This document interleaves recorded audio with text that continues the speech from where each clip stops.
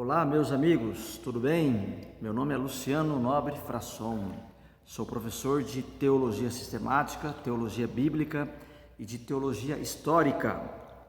Tenho também livros publicados, um de Teologia Sistemática, o outro de Escatologia e um outro livro com o título Os Apóstolos. O tema de hoje é sobre o batismo. Existem 3 formas de batismo dentro da questão religiosa. A imersão 1, a aspersão 2 e a efusão 3. Muito bem, o que vem a ser por imersão? Imersão, dentro do contexto religioso, significa dizer que a pessoa que vai ser batizada, ela vai mergulhar nas águas, tá? Então isso é muito comum em muitas igrejas, as igrejas pentecostais, por exemplo, e as igrejas neopentecostais. Vamos citar aqui a Igreja Assembleia de Deus, né? A Igreja Adventista, os Mormons, enfim, muitas religiões, elas adotam o modelo por imersão, em que a pessoa mergulha. A Igreja Batista também, junto com a Igreja Assembleia de Deus, são as duas mais conhecidas que adotam esse ponto de vista. Então, o que seria isto? A pessoa ela vai mergulhar totalmente ou submergir totalmente nas águas e, ao retornar na superfície, ela foi batizada. Segundo os defensores desse ponto de vista, conhecidos como os imersionistas, a imersão ela está relacionada com a palavra batismo em grego, que é baptizo. E eles afirmam que isso é citado também em alguns textos do Antigo Testamento, em que a Septuaginta traduziu pelo termo baptizo, o termo grego, né, em relação ao hebraico, e com isto eles relatam que isso está relacionado à imersão. Muito bem, isso é um ponto favorável para os imersionistas, mas tem um ponto desfavorável.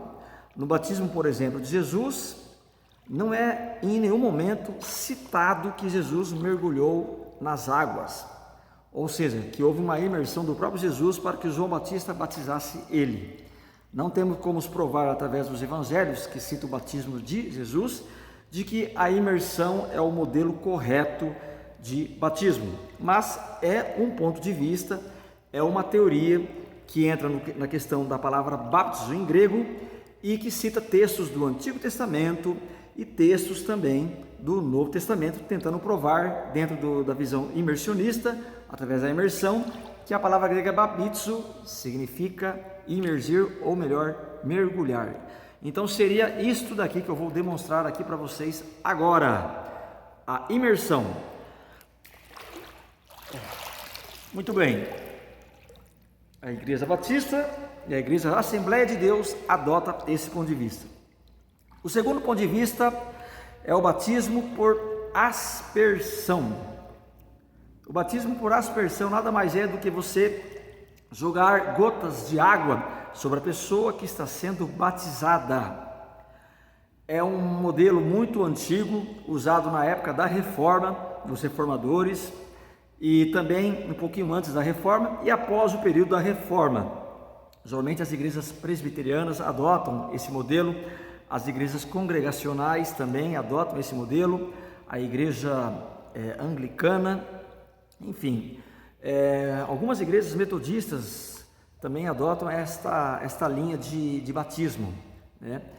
Inclusive, alguns ramos católicos também adotam a aspersão, que são gotas jogadas sobre a pessoa que está batizando.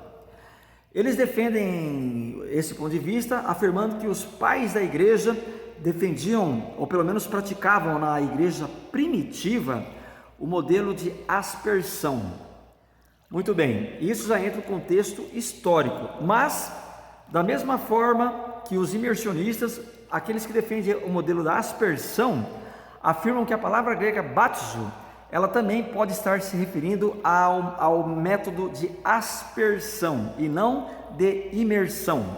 Então, aspersão seria o quê? Vou demonstrar aqui para vocês. Estou dentro da piscina, vou demonstrar. Seria pegar gotículas de água e jogar sobre a cabeça da pessoa, no sentido de afirmar que a mesma está sendo batizada. Esta é a aspersão. Mas existe um outro modelo, conhecido como efusão.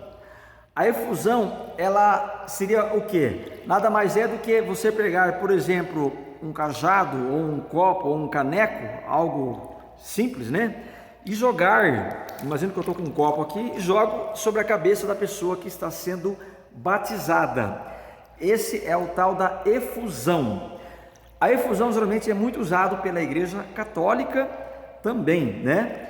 E muitos afirmam que também foi um método usado na igreja primitiva, através dos pais da igreja na era patrística, né?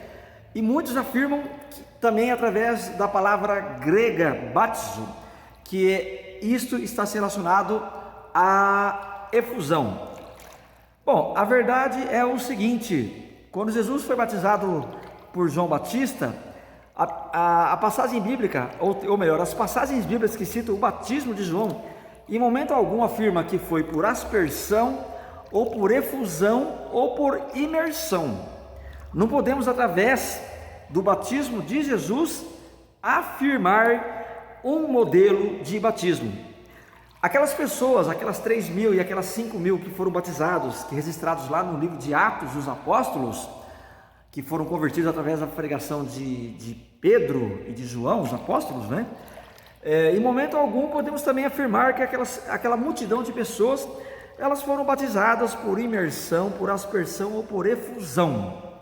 E um detalhe importante: a palavra grega batizo, em momento algum ela se refere apenas à imersão, em momento algum ela se refere apenas à efusão, em momento algum ela se refere apenas à aspersão.